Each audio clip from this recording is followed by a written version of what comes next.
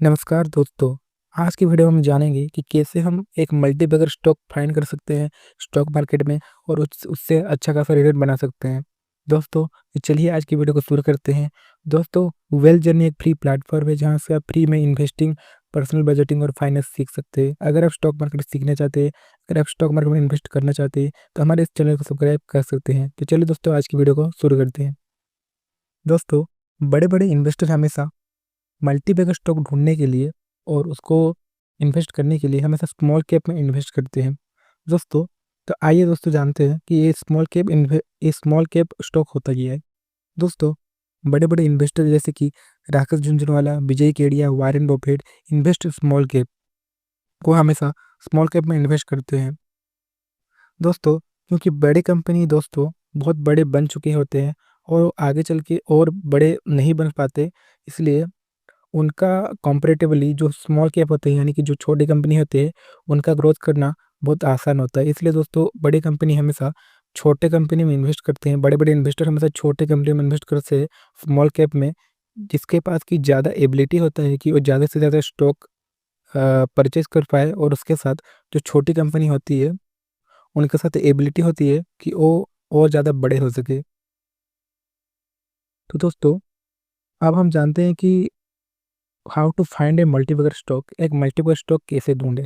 तो चलिए वीडियो को शुरू करते हैं।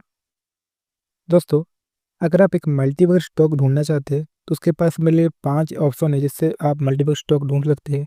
फर्स्ट है दोस्तों आपका स्टॉक रीडर मेथड, जिससे कि मतलब है आप कंपनी में जा आप स्टॉक मार्केट में जाइए और कंपनी को देखिए, सब कंपनी के फंडामेंटल एनालिसिस कीजिए, उसके टेक्निकल एनालिसिस कीजिए और एक सही कंपनी चुने और उसमें इन्वेस्ट करें।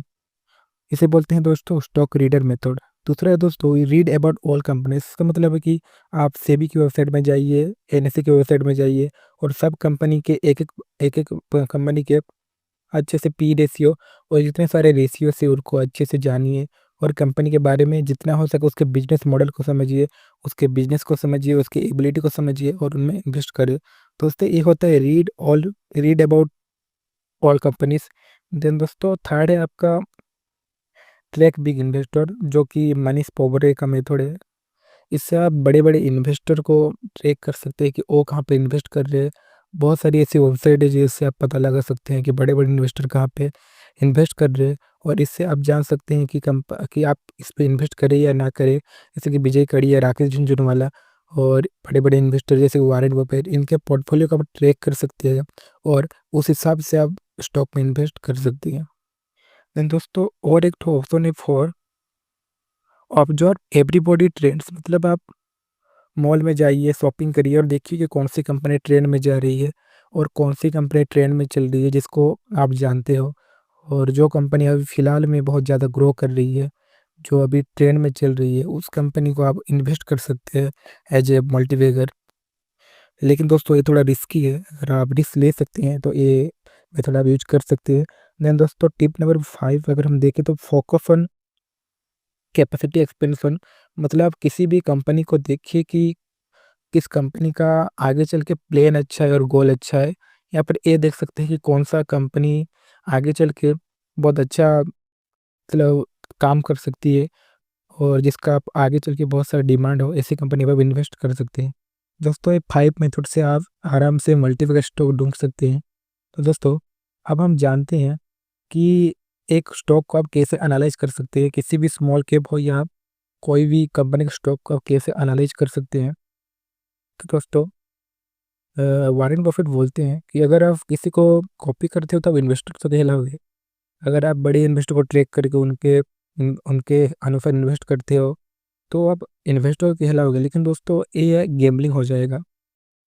क्योंकि दोस्तों गैम्बलिंग में कोई दिमाग नहीं लगाना पड़ता, आप जहाँ चाहो वहाँ इन्वेस्ट कर देते हो, जहाँ चाहे पैसा लगा देते हो। दोस्तों ये गैम्बलिंग हो जाएगा। इसलिए दोस्तों किसी भी अगर कंपनी में इन्वेस्ट कर रहे हो तो सबसे पहले आपको उसके बिजनेस मॉडल को जरूर समझना चाहिए और उसके ग्रोथ प्लान्स को देखना चाहिए, उसके मैनेजमेंट को देखना चाहिए, जैसे कि उसका उसका हॉनेस्टी देखना चाहिए, उसका एनर्जी देखना चाहिए, उसकी लॉयल्टी देखनी चाहिए। ऐसा ना हो कि चोर कंपनी हो कि एक बार आके निकल जाए, ऐसा नहीं दोस्तों। एक लॉयल कंपनी हो चाहिए जिसका आपके ऊपर पूरा विश्वास हो।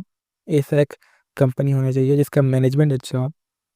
उसके साथ उसका वैल्यूएशन अच्छा होना चाहिए, मतलब उसका फेयर वैल्यू को आपको समझना चाहिए कि फिलहाल वो अपने असली वैल्यू पे है या नहीं। हो सकता है आपको अभी ज़्यादा पैसा दे के खरीदना पड़ रहा हो, तो आपको ये सब को देखना चाहिए, वैल्यूएशन को, तब जाकर इन्वेस्ट कर सकते हैं दोस्तों। तो ये था आपको तो दोस्तों ये था कि आप कैसे स्टॉक को एनालाइज कर सकते हैं।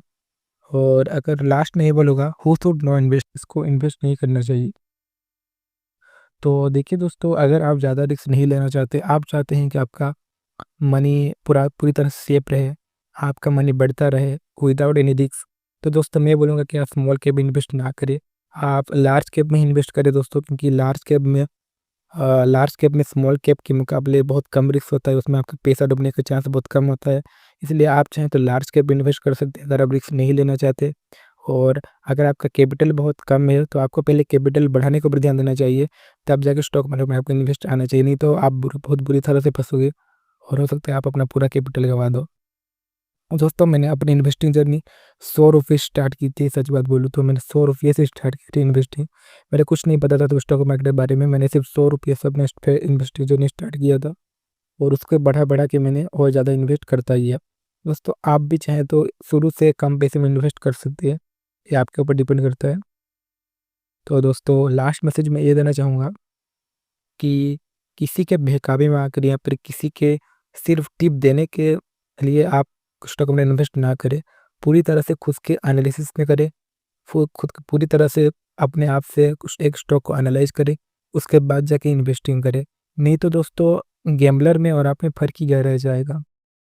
आपको एक ऐसा स्टॉक के पीछे नहीं भागना है जो कि रॉकेट बनी फिर आप करोड़पति बन जाओ। आपको खुद से एनालिसिस करना है। आपका फर्स्ट मोटिव हमेशा सीखने पर होना चाहिए, ना कि कमाने पर। तब जाके आप स्टॉक मार्केट में ग्रोथ कर पाओगे। दोस्तों मिलेंगे और एक नई वीडियो के साथ, तब तक bye and love you all.